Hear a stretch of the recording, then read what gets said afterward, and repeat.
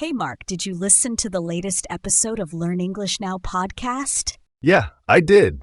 It totally changed how I think about learning English, Same here. I used to get so frustrated when I couldn't remember new words after just seeing them once. right? The host said we actually need to see a word 5 to 16 times before it sticks. That made so much sense. I always thought I was bad at memorizing, but it's just how learning works. Exactly. And remember how they talked about babies learning their first language? Oh yeah, they make all kinds of mistakes like saying I goed instead of I went. But no one scolds them. They just keep trying, playing with words, and slowly get better. Adults are the opposite. We're terrified of making mistakes. Totally. I used to stay quiet in English class because I was scared of sounding stupid. Me too. I'd rehearse every sentence in my head before speaking, and by then the moment was gone.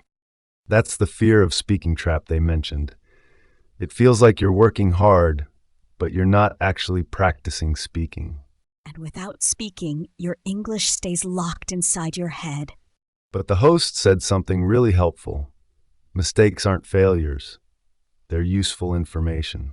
Yes, each mistake shows you what you need to work on. Even native speakers mess up sometimes.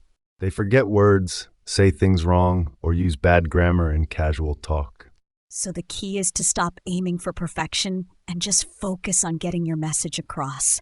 They suggested setting a daily speaking goal, even if it's just talking to yourself for 2 minutes. I tried that yesterday. I described my morning routine out loud while making coffee. How'd it go? I stumbled a lot, but I didn't stop, and it felt freeing, actually. That's awesome. I recorded myself talking about my weekend. My pronunciation was rough, but I listened back and noticed patterns I can fix. The host said speaking is like playing piano. You can't just read the notes. You have to press the keys. And for English, you have to move your mouth, make sounds, and get comfortable with the rhythm. I've started reading books out loud now. It's weird at first, but it's helping my fluency. I joined an online conversation group too. It's low pressure and everyone's learning, so it's okay to make mistakes. That's smart. Creating safe spaces to practice is key. Speaking of traps, did the grammar part hit you hard? Oh my gosh, yes. I spent years memorizing rules thinking that was the path to fluency. Same. I could explain the difference between present perfect and past simple, but I'd freeze in real conversations. Because I was thinking like a grammar robot instead of a person. The podcast said kids learn language through listening and patterns, not grammar charts. And adults can do that too if we stop overanalyzing every sentence. The best speakers aren't grammar experts. They're communication experts. That changed my mindset. Now I focus on whether people understand me, not whether my sentence is textbook perfect. And they suggested learning grammar in context, like noticing how people use a structure in a movie or conversation. I watched a Netflix show last night and paid attention to how characters used gonna and wanna naturally. That's way more useful than memorizing formal rules that nobody actually uses in real life. Plus, native speakers break grammar rules all the time. They say things like, me and him went, even if it's wrong. Right. The goal is connection, not correctness. I've started using new grammar in writing now, like writing short diary entries with past tense verbs. Active practice beats passive studying every time. Definitely. Which reminds me, did you fall into the comparison trap too? Ugh, all the time. I'd see someone on Instagram speaking perfect English and feel like I'd never catch up. Same. I'd think they learned in 6 months. What's wrong with me? But the podcast said we only see the highlight reel, not the years of struggle behind it. And everyone's journey is different. Some people hear English at work every day. Others started as kids. Comparing yourself just kills motivation. You feel bad, study less, improve slower, and then feel even worse. It's a vicious cycle. But now I track my own progress instead. How? I keep a journal. I write down new words, conversations I had, or moments when I understood a song lyric without subtitles. That's brilliant. When I feel discouraged, I reread old entries and see how far I've come. Last month, I couldn't order coffee in English. Now I can ask for a refill and even joke with the barista. Small wins matter. The host said to celebrate them, like understanding a movie without subtitles or writing an email without a dictionary. I set a goal to have a 5-minute phone call in English by next month. It's personal, not competitive. That's the right approach. Focus on your path, not someone else's. And remember, some people are great at pronunciation, others at grammar. We all have strengths. Mine is listening. I pick up accents and slang fast, but speaking, still shaky. But you're practicing. That's what counts. Speaking of practice, what did you think about the passive learning trap? Oh, that hit hard. I used to just watch English YouTube videos for hours and think I was studying. Same.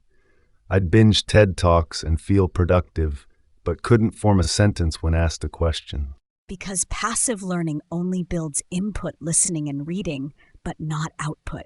You can understand everything, but still not speak fluently. The cooking analogy was perfect.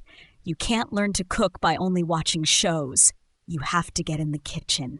So now I do something active after every passive session. If I watch a podcast episode, I pause and repeat what I heard in my own words, the echo method. I do that too. And after reading an article, I write a 1-sentence summary. Teaching also helps. I explained phrasal verbs to my little sister in English yesterday. Even if she didn't understand, you had to organize your thoughts clearly. That's active learning. Exactly. And I've started repeating cool lines from movies out loud instead of just watching silently. I discuss news articles with a language partner online now.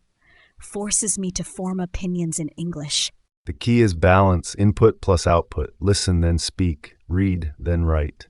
And the phrase of the day really stuck with me. Practice makes progress, not perfection. I wrote that on my mirror. It reminds me that fluency isn't about being flawless. It's about improving step by step.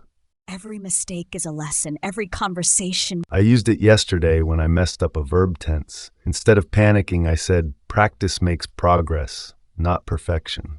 That's the spirit. The host said to pick one trap and work on avoiding it this week. I'm tackling the fear of speaking. I'm going to say something in English every day, even if it's just to my cat. I'm working on passive learning. After my morning podcast, I'll summarize it out loud. Imagine where we'll be in a month if we keep this up. Way further than if we stayed stuck in those traps. Knowing the problems is the first step. Now we can fix them. And we're not alone. Millions of learners face the same struggles. But now we have tools, mindset shifts, simple actions. Like talking to ourselves, celebrating small wins, and focusing on communication over perfection. I feel more hopeful already. Me too. Fluency isn't about being perfect. It's about showing up, making mistakes, and keeping going. And remembering that progress is happening, even when it feels slow. Every word I speak, every sentence I write, it's all building something real. We're not just learning English. We're becoming English users. One imperfect, brave sentence at a time. Cheers to that. And to the next episode of Learn English Now podcast. Definitely.